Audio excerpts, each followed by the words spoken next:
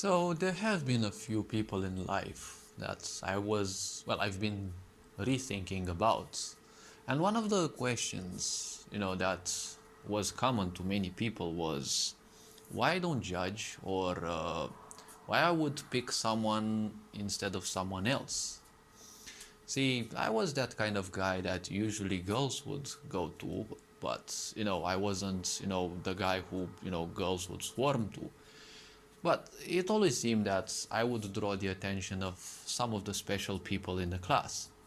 Now, the superficial people would be too busy minding their own business, but when it comes to me being attracted to other people, see, in my youth I've been, well, like almost anyone else on this planet, let's call it ignorant.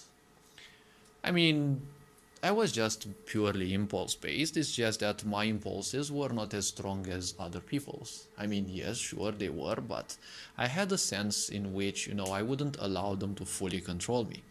There was a partly conscious choice. Now, see, I don't build opinions about others. See, because what someone is, well, someone technically is just a piece of life. And from a sense of meaning, a piece of life is technically nothing. And I'm not saying this because life isn't important. Obviously, in a sick society, life doesn't matter. It's just another tool to be exploited. But ultimately, life is something that cannot be defined.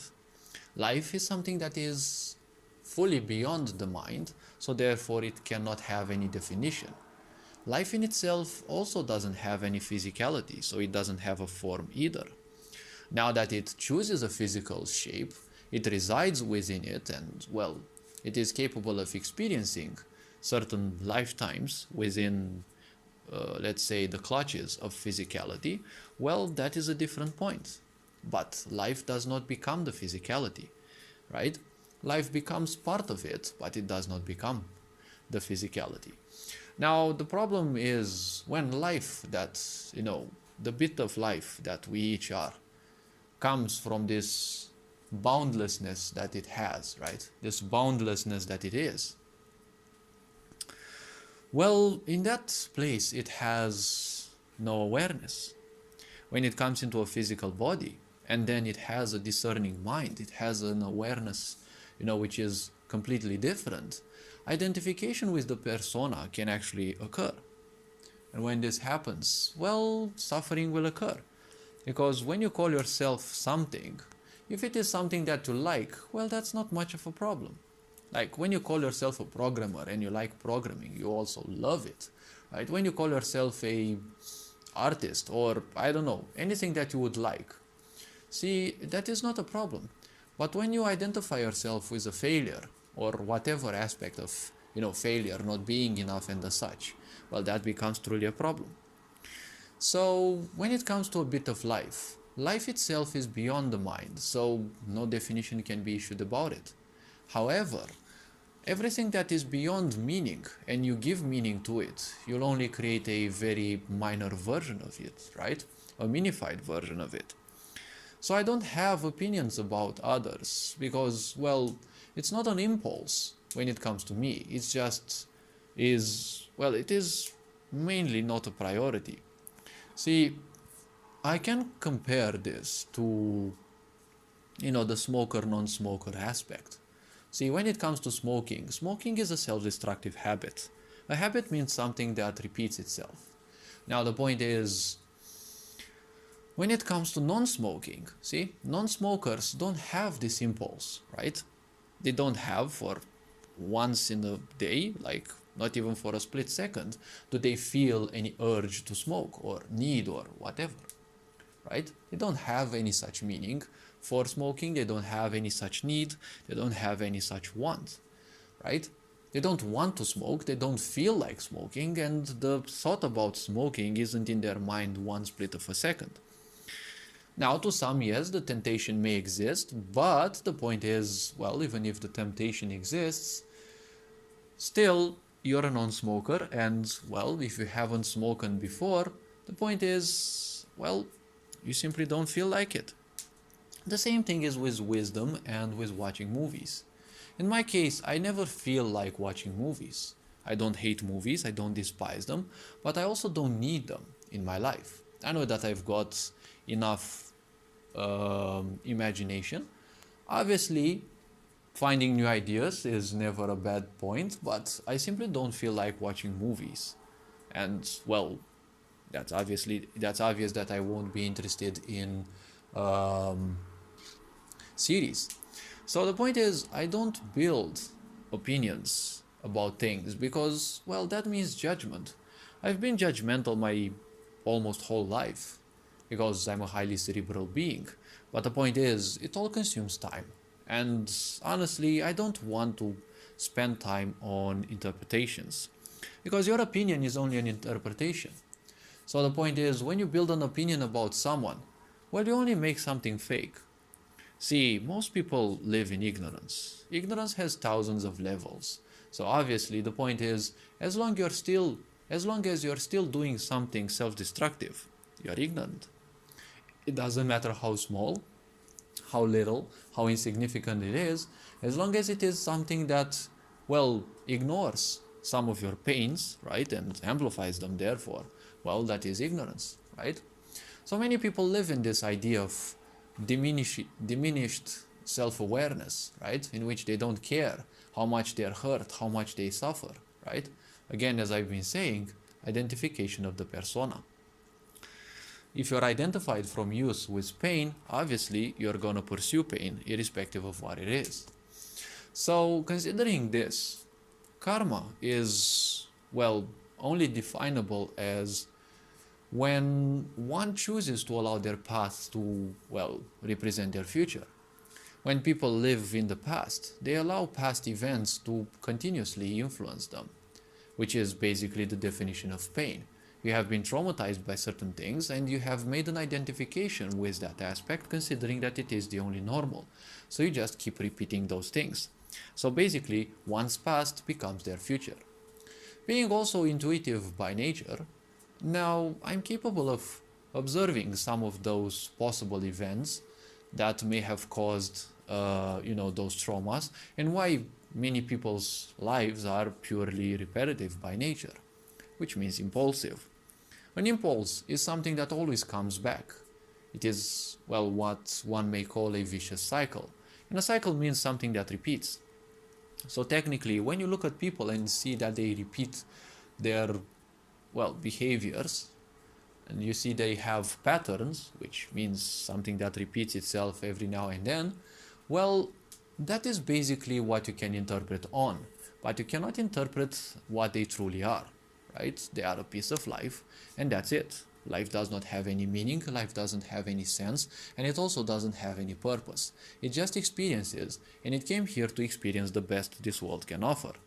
Now that we want to be ignorant and simply, turn this sick society into an even more sick society, well, everything has its own karma.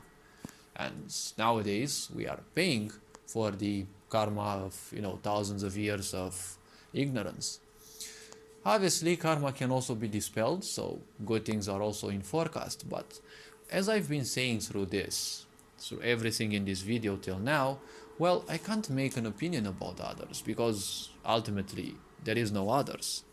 You can only interpret their past events, their past lives, and whatever you can feel that has led to their lives becoming patterned, right? So as things go further and further in life, the point is you'll be naturally attracted towards certain people, obviously still based on your karma. So I've been naturally attracted to certain girls, or let's call them archetypes, but the point is, in my case, it was generalized. I didn't seem to be attracted to specifically one type, like in case of some people who usually tend towards abusive partners. But, well, the point is, abusive partners were also apparently something that were drawn to me. So obviously, there had to be some introspection done on why such cases occurred. Obviously, that introspection was done partly consciously, because apparently I'm capable of being introspective even when I'm ignorant. But, well, to most people this may sound unbelievable, but, well, if they believe it or not, well, ultimately it's just a story to them and reality to me. So when it comes to other people, I don't choose them, and secondarily, I don't welcome them in my life because, well, there is no need to welcome people. If they come, they are, well, more or less welcome, but they have to understand there is always a threshold. And obviously, people don't have to step too much into someone else's life, else, there will always be trouble. The laws of physicality are very simple. If you cross any border, it doesn't matter if it is the intimate area of a person, an animal, or even the borders of a country, right? There will always be trouble. So I don't build impressions about others, right? Because whatever identifications people have about themselves, right? Because the self is what people can only identify with, well, that is their point. That is their problem or their business, right? Because if you're a clown, for example, well, you have to goof around. So you obviously need, that type of ego, right? An ego is always needed. But a sick society teaches you that everything regarding you is bad because you have to feel shame and guilt about what you are, right? You must feel as if you are the worst failure in the whole world, else you can't be controlled, right? Because if you don't disempower yourself, you simply won't be in a position to seek help. And when you don't seek help, well, you see, society doesn't need you. So society itself becomes disempowered because society needs the people. It was created by the people.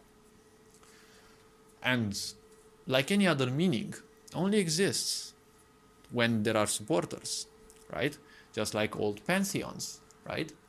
The old true pantheons, right, existed. Now the point is, those civilizations being gone, we only have memories of their deities, but we don't truly know how their deities actually existed, right? History can be shape-shifted in time, depending on what some of the victors would want. So most likely only have a distorted vision of the old pantheons, right? So yeah, that's a point. As long as people, don't identify with anything, right? So long as people just live and are just a piece of life, well, life will flourish. When identification occurs, well, pain will occur. Misery will exist. Because its only purpose is to remind you that, well, you're not doing the right things. You're identifying with things that do not serve you. And things which you'll just leave behind. Your behavior you will leave behind in this life. If you become a wise being, later on, let's say, I don't know how many lifetimes in the future, probably even your next life, you will realize through wisdom that, well, honestly and naturally, you won't be interested in the pains of previous lives. Not even as wisdom, because karmically speaking, that pain is still within you. It's just that you've made peace with it. And many people are curious to experience previous lives because they constantly seek to make impressions. Probably I can say that that's a strong point of mine, that I don't build impressions and, judgments. Still, people may fear me and other people because I think a lot, and, when you are seen as someone who thinks a lot, obviously people will be afraid that you will judge them. Well, I can do judgments, but honestly, I'd rather that be, as little of a priority as possible. Because, well, what is something patterned within you cannot be unpatterned easily. And ultimately, I still need judgments. It's just that I don't put them on someone else's head, right? Even if I always make judgments about other people, I don't need to label them verbally, okay? What your mind thinks of, let it be your own business. It doesn't have to be other people's problem, right? Because when you judge someone, you never know whether you actually have all the details about them, right? As introspective and intuitive as you can be, you may still cause certain mistakes. Now, obviously, if you are wise enough and introspective enough, you can easily read people. But the only thing that you can read about people is their history. Because their history determines their behavior. And their history is basically the only physical aspect about them that can be read, right? It's a physical memory. That's why you can also feel it. It's also, let's say, scattered in their auric field, and you know, when you stay close to someone, your auric field also interacts with the other person's auric field, and well, your gut instinct, being highly sensitive to such messaging, will obviously pick up on things that you may not like about the other person. Your brain, being far more primitive when it comes to perceptions, well, will probably not realize what exactly you don't like about the other person, but your gut instinct will tell you that there are definitely things you won't like.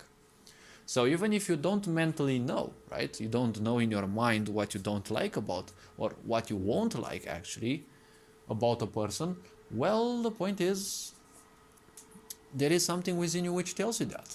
Obviously, society will tell you that it's all in your head, and you know, your intuition is something bad, and you have to feel bad about feeling bad about other people, right? Because that's how narcissists function. They will constantly harass you, and then they will make you feel bad if you feel bad about them, right? Feeling bad is good. So that's a point. Well, all this being said, hopefully this video was introspective enough. You are appreciated. Take care. Ferenc on board signing out.